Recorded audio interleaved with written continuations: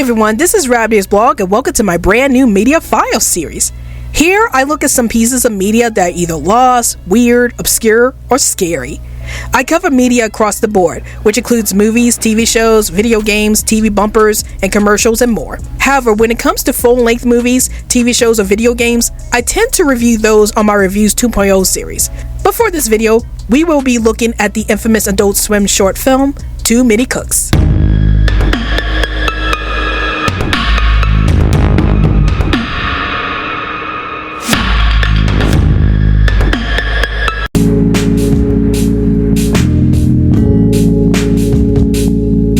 So what is Too Many Cooks, you ask? Well, Too Many Cooks was a short film that aired on Adult Swim in 2014, and it was written and directed by Casper Kelly. It was also a part of Adult Swim's infomercial series, where they would show parodies of TV shows, advertisements, and infomercials, and most episodes were between 9 to 30 minutes each.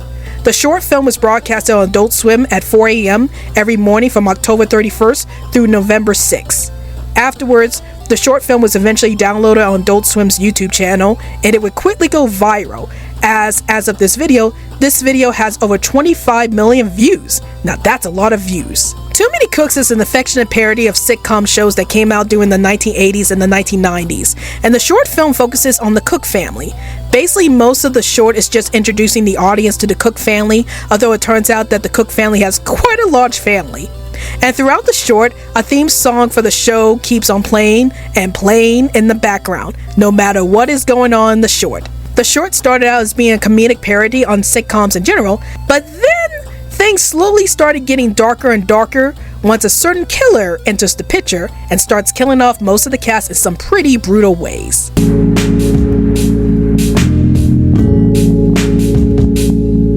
So you're probably wondering about why this particular short film became a viral hit for Adult Swim. Was it because of how the short film humorously and cleverly parodied sitcoms? Was it because of the unexpected twist involving the killer midway through the short? Was it because it was revealed that the cast was affected by a disease called enterocolitis, which causes your name to appear and force you to act like a sitcom character? Or was it because of the catchy theme song that plays throughout the short? The answer is all of the above. What made this short film so popular was trying to figure out what was really going on here. How did the killer get into the show in the first place? And how did enterocolitis become a thing with the show?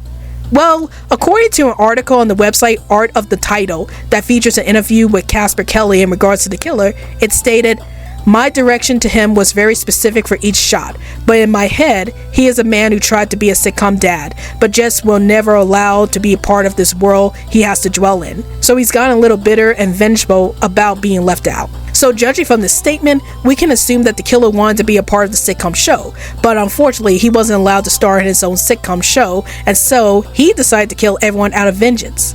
This does seem to explain about the killer's motives in this entire short, but then there's the mystery about why the killer was the only one who wasn't affected by the disease. Everyone in the show who was affected by enterocolitis were forced to turn to the camera and smile whenever their names would pop up, even if that person is trying to escape from that position. Probably the most memorable scene that showcased the horror of the disease was during the Katie Atkins segment, where the actress is looking towards the camera smiling. But then suddenly the killer comes up behind Katie, and Katie's eyes start to dart nervously as she notices the killer, but she can't move from her position until the last second. It can be determined that the reason why the killer was the only one who wasn't affected by the disease was because he wasn't a part of the show, and therefore can get away with doing whatever he wanted. But then you got the puppet cat character named Smarf, who also happens to not be affected by the disease and is actually the only character who could go toe-to-toe with the killer. Well, in a way, it's kind of a justified case with Smarf, because Smarf is a puppet and is capable of having magical abilities that can turn things in his favor. It does make me wonder if Smarf does know what the killer is doing, and he tries his hardest to save everyone on the show from the killer. And let's not forget about the ending. It seems like Smarf got badly hurt for some reason, and he ends up going to the big red button and tries to push it. Did Smarf succeeded in resetting the timeline before the killer had killed everyone in the show, or did Smarf failed? Well, it appears that Smarf has succeeded in bringing everyone back to life, and the show resumes like nothing happened. However, now the killer is a part of the family photo taken at the end of the short. Does this mean that when Smarf pressed the big red reset button at the end of the short, the timeline was reset to the point where the killer got what he really wanted in the end, to become a part of the cast? Or was he brought back to life to kill once again? Can we have a Too Many Cooks Part 2, please?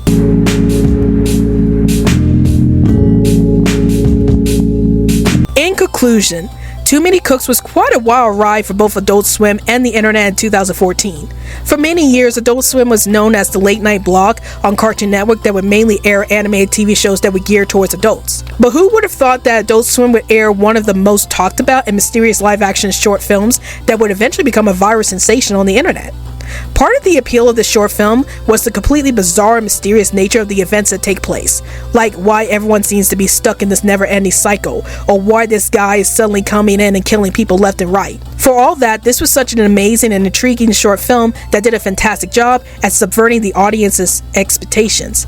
As we expected this short film to be a comedic parody of all sitcoms that came out during the 1980s and 1990s, only for it to become something much darker and more sinister as it goes on. Also, it was a lot of fun to try to decipher what this short film was really about, and I think it was that aspect of the short film that made it so popular with the audience. So if you are a huge fan of short films that pull off effective plot twists or have sinister undertones, then you should definitely check out Adult Swim's Too Many Cooks. So here's the rating system for the Media Files series. Creepiest moment in the short film was definitely the moment where the killer is having dinner and you see all of the body parts of his victims on the table as he's eating them. It's definitely the most unsettling moment in the entire short film. Weirdest moment in the short film was definitely the scene where Smarf, the puppet cat, suddenly shoots eye lasers at the killer and destroys him, only for Smarf to be revealed as a robot. It's the moment that came right after the killer's dinner scene, and it's the moment where things started to go off the rails in the short. Obscureness rating, I'm giving it no stars because this short film did go viral on YouTube, and many people who think of short films on Adult Swim will almost always refer to this short. And should you watch this short film or don't watch it?